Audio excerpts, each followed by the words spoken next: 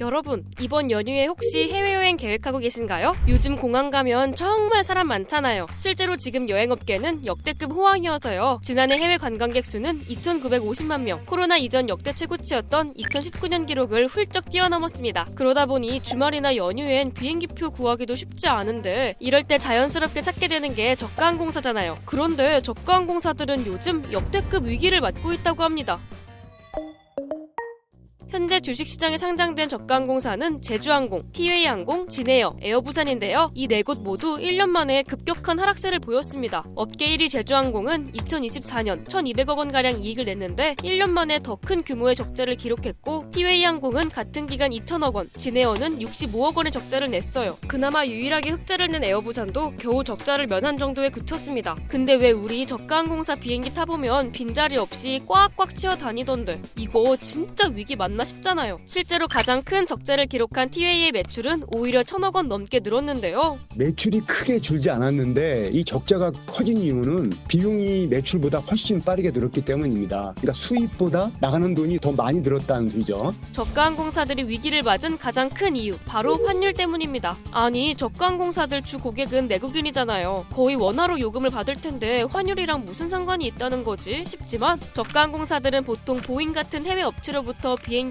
빌려와서 운행하는데요. 이 비용을 모두 달러로 내야 합니다. 그러다 보니 환율이 10% 오를 경우 항공기 한 대당 월간 대여료가 3천만 원 넘게 늘어난다고 해요. 항공사들이 보통 30대 이상 빌려와서 운영하고 있으니까 한 달에 10억 원 이상 추가 비용이 더 들어가는 셈입니다. 여기에 기름값이나 항공기 보험료 같은 비용들까지 환율 영향을 고스란히 받으니까 환율이 조금만 올라도 손실액이 눈덩이처럼 커지는 구조라는 거예요. 항공기 리스료나 유류비 같은 거는 이 규모가 굉장히 크거든요. 합치면은 한 50% 이상 되는 거예요. 근데 그 큰 비용이 다 미국 돈, 달러로 나가는 구조입니다. 그래서 환율이 오르게 되면 그 부담을 항공사가 그대로 떠안게 되는 거죠. 하지만 그렇다고 표값을 올려버리면 대형 항공사와 차별화되는 가장 큰 경쟁력이 사라지는 거라서 저가항공사들은 이러지도 저러지도 못하는 딜레마에 빠진다고 합니다. 이 저가항공 시장은 가격 경쟁이 워낙 치열해서 가격을 만약에 조금만 올렸다 그러면 소비자가 선택하는 수요가 바로 이제 잃어버릴 수가 있습니다. 그렇다면 저가항공사들 이대로 망하는 건가 싶은데 그건 또 아니라고 해요. 바로 강력한 모기업 덕분입니다. 대한항공 같은 대형 항공사부터 애경까지 자금력 빵빵한 모기업들이 물심양면으로 밀어주고 있다는데요. 이 그룹이 현금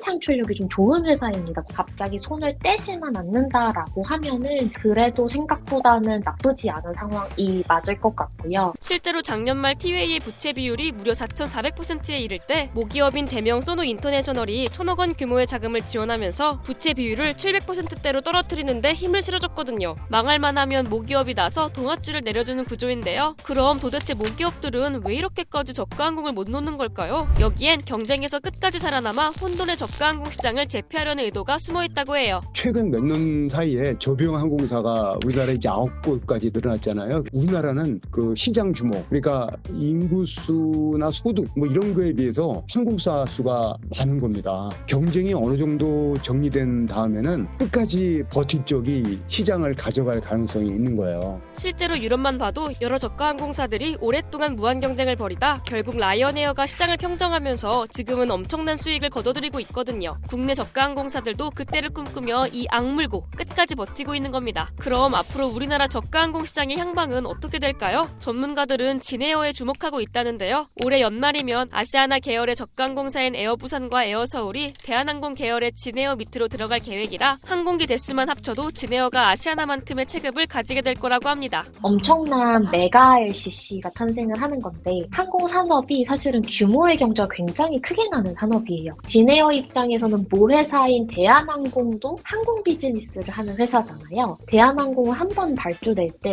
거의 50대에서 100대까지도 내는데 제주항공이 리스 회사한테 가서 우리 항공기 리스해주세요 라고 말했을 때보다 진에어가 대한항공한테 부탁을 해서 너네가 리스해올 때 우리 목까지 한꺼번에 가져다 줄 수 있을까라고 하면은 사실은 염가를 더 쳐서 가져올 수가 있거든요. 이제 비용 효율화도 진에어는 기대를 할 수가 있는 거니까. 혼돈의 저가항공 시장, 여객기를 띄울수록 적자라는 역대급 위기 상황이지만 든든한 모기업을 등에 업고 펼치는 무한 경쟁은 점점 더 치열해질 거라는데요. 앞으로 우리나라 저가항공 시장은 어떤 변화를 맞게 될까요? 여러분의 생각을 댓글로 남겨주세요.